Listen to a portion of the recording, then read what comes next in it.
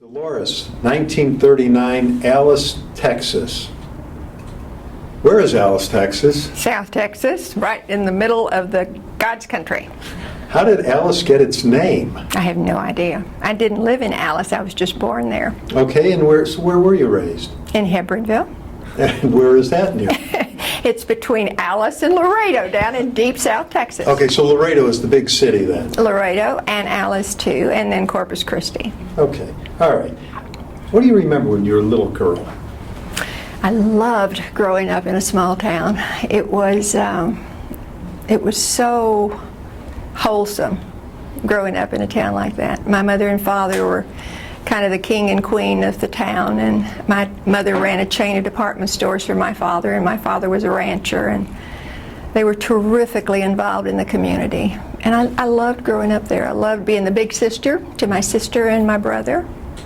What was the name of the department stores? Economy. Are they still around? No, I don't think so. Larry used to call them the Neiman Marcus of South Texas. There you go. Do you remember your grandparents at all? Very much. My grandmother actually raised me. She was my mother's mother, and she was a tough bird, and I loved her dearly. And everything I learned, she was the most recent immigrant. My other three, I'm a fifth generation Texan, and the other three grandparents were already in the States, and she came when Pancho Villa was raiding some of the big ranches. And she was tough as all get out, but quite wonderful. Do you remember your grandfather? I remember he died when I was about 3 or 4, and he was wonderful too. They lived next door to us. I mean, my grandmother literally raised us. Because your mom was working. Because my mom was gone. She was a career woman. She was a very forward-thinking woman who had a great financial mind and ran the stores for my daddy. Mm-hmm. What about your grandparents on the other side? My grandfather on the other side was a very austere, scary banker in Alice. That's why we were born in Alice. We went to Alice for every holiday that's ever been invented. And my grandfather was doubly tough. We used to back out of the room. He was called Papa. And the men would eat, then the ladies would eat, and then finally the children would eat. And it was a very interesting household. Well, it must have been neat for the older For the guys, yeah. Well, for the older boys when they got to go from the eating with the kids to eating with the men. Oh yeah, you don't want to know what I thought about that. Why was it set up like that? Because it was a very paternalistic society. Mm-hmm. The men kind of ruled. I mean, my brother is a vascular surgeon, and besides being a male, he was now the doctor. I mean, what could be bad? Mm-hmm. Mm-hmm. And he got to go into Papa's bedroom with all the other guys, but we could not. We had to stay outside and play the piano, which was fine. Mm-hmm. Now, your grandparents, were they all? My grandmother died during the influenza of 1918, I think, 1919. And so Papa was widowed when my daddy was 5 years old, and he raised his children with help of his sister. But he was a very austere. I don't think he ever got over losing his beautiful wife. She was a redhead like myself, and just a beautiful lady. Now, where'd you go to grammar school? I went to all schools in Hebbronville, everything. Elementary, we used to walk to school, because it was such a wholesome little place. High school life like? Fabulous. I was a basketball player, and I was a piano player, and there was always a fight between my coach and my piano teacher of how I was going to ruin my hands and play piano. How could I play piano when I played basketball? And I loved high school. Mm. Were you dating in high school? I was. Mm-hmm. And what did you guys do for fun in high school? We had a Dairy Queen. And the Dairy Queen was the hub, and that's where we went for everything. And I can remember my mother and grandmother at 10 o'clock on the dot, if I was not home, they would drive. My grandmother wore black from the time my grandfather died until she died. And they would drive to pick me up, and I screwed up my courage, I guess when I was in college, and I said to Mother, I must have been an awful child. Why did you feel like you had to come and embarrass me and get me? And she said, oh no, it wasn't that you were awful or anything like that. He said, it's just what we did. Do you remember the first television set for the family? I do. It was teeny. Yeah. And that's when you're still at home. The music that you liked when you were a kid. Classical music from the time I was a little bitty thing. Loved classical music. Some people go to the movies to see the action on the stage. I went to hear the beautiful classical music that was accompanying the action on the stage. Loved music. Now, after high school, you went on to college. Where did you go? I went to Del Mar College my freshman year. I had a full music scholarship, and it's a very interesting story because my dean was Gene Bonelli, who later became the dean of the Meadows School, who later became the president of the symphony, who I hired at the symphony, which was really interesting. So when I lecture at universities, I always tell them, you've got to be nice to your students because they'll come back and bite you, or could bite you. Did you transfer out? I transferred and went to the University of Texas after my freshman year. I had never written an English theme, and my father thought I needed a little grounding in writing. And so I went to Del Mar my freshman year and then transferred to the University of Texas. And the first year that I was at Texas is when I met Larry on a blind date. What did you think of him? I fell madly in love with him. That quickly, huh? That quickly. Did he know this? I think he did. Now, he told us in his interview, he told us the story about a drive-in. Yeah, it's true. But he didn't tell us much, but it was all true, huh? It was all true. Well, we were with another couple, so yes. It wasn't quite as exciting as he was making it. It wasn't quite as exciting, but it was only our second date. Good gravy. Yeah. Now, what were your plans for after college? I thought I would be a music teacher. That's what I wanted to do. That's exactly what I did do while Larry was in medical school. I taught. Okay, and what age were you teaching? 3rd and 4th grade. They were the sweetest. If I didn't have 20 of them wrapped around my waist, I did not have a good day. I loved teaching. Loved those kids. And what was life like for you when Larry became a surgeon? Were the hours long? Was it stressful? It was actually, practice probably was less so than medical school and graduate school. We did undergraduate together. He did graduate school. I worked. Then I started teaching in Dallas, and he went to medical school. Then I went back to Denton to try to get some more degrees, and so it was interesting. But the hardest time was when he was in medical school because we had little children. Or Ben was born when he was a junior, and he'd come barreling out of his study saying, "Can't you keep that kid quiet?" And of course I could not. Right. Now, you went into a lot of fundraising for many different organizations. Tell us about that life.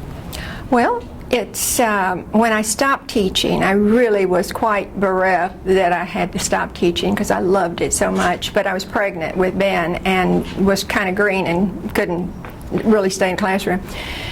So someone asked me to join the Symphony League, the Junior Symphony League, because I was still quite young.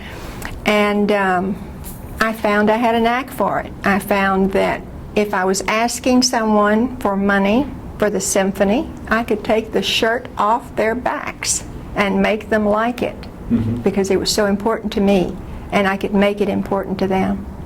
And why was the symphony so important to you? Because it's classical music. Again, I love classical music.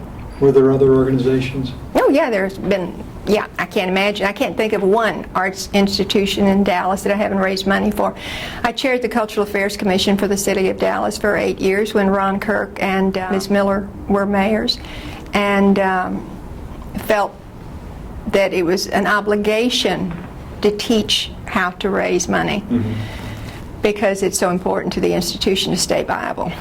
Let's start with the Myers. I do have a wonderful story to tell because I was the upcoming leadership at the Meyerson, and when we were interviewing for architects, Stanley Marcus was head of the committee, and we started with a great list of maybe 100 architects, culled it down to 50, then to 20, then to 10, then to 5.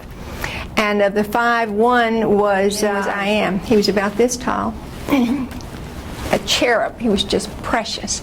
And he came in and we asked the same question, why do you want to build this hall? And he looked down, and then he looked at everybody square in the eye, and he said, I've always felt I have one great concert hall in me. I want it to be your concert hall. The committee was, I mean, we were sold. He was just wonderful, and he was great to work with. Our acoustician was probably more important to me, Russell Johnson, because I'm all about the music. I like beautiful architecture, but I'm all about the music, and architecturally it's perfect, but acoustically it is 1 in maybe 5 in the world. What was the happiest time in your life? You know, I really think it was undergraduate school. I think when we were raising our children. It was very sweet. Now, there's been so many momentous occasions in the world, you know, that you lived through in your lifetime. President Kennedy assassination, of course. I was the moon teaching, landing. right? You remember where you were when Kennedy was shot? Did it affect you? Did the day stop? It did. I was teaching school, and I was really upset. I didn't care so much for the atmosphere in Dallas at the time, and I wanted so desperately to see him. And I was teaching school, and I remember being stunned, horribly stunned, when I heard that he had been assassinated. And I was ashamed. Yeah. Over the years, how has Dallas changed? I think it's become better. I think it's not as narrow-minded. I worry sometimes about being in the Bible Belt, but I have great aspirations for Dallas. What do you think was the most interesting invention in your lifetime? And does technology today shock you anymore? No, but it's funny, you ask about technology, and the only thing I can think about is piano and musical instruments. That's where my life is. 3 grandchildren. What advice do you want to leave to the next generation? To be as involved as you possibly can. Push yourself to the max, and then push yourself some more. Was there one thing in your lifetime that really changed your life? Besides Mary and Larry, I converted to Judaism. And that was very momentous for me. What was that like for your family when you told them that you were going to do it? Do you know, it's interesting. I told you my daddy owned a chain of department stores, and he bought that chain of department stores from Jewish people, and my father was prejudiced, but he was prejudiced for Jews. He thought Jews were the kindest, smartest, sweetest, nicest. In fact, when I was born with red hair, the family named Redneck wanted to adopt me because they had not been able to have children, and they wanted the little redheaded baby that was born to the Gomez's. How did that make Larry feel when you told him that you were going to convert? Larry? Oh, he didn't care. I was pretty much running Sunday school at Temple Emmanuel at the time. He said, "What are you going to do, Dolores, when they find out you're Catholic?" And I said, "Well, I hadn't thought about that particularly." Did that have any effect on your fundraising ability? I've always had one foot in the Catholic camp and one foot in the Jewish camp, and I will speak to anybody about raising money, and if it's for the symphony, watch out. I feel it's a privilege to be able to do it, and I'm no problems whatsoever asking for money. I actually converted for myself. I was not a very comfortable Catholic, even though my grandmother had a direct line to the Pope. I wasn't very comfortable, and whenever they made me kiss little baby Jesus' feet, I'd hit it with my head because I didn't want to kiss where other people kissed. And I wasn't a comfortable Catholic. I'd get sick to my stomach when I went to Mass. It would make me sick to my stomach. I love being Jewish. I love doing good. Thanks for doing this today. You bet. You did a great job. Thank you.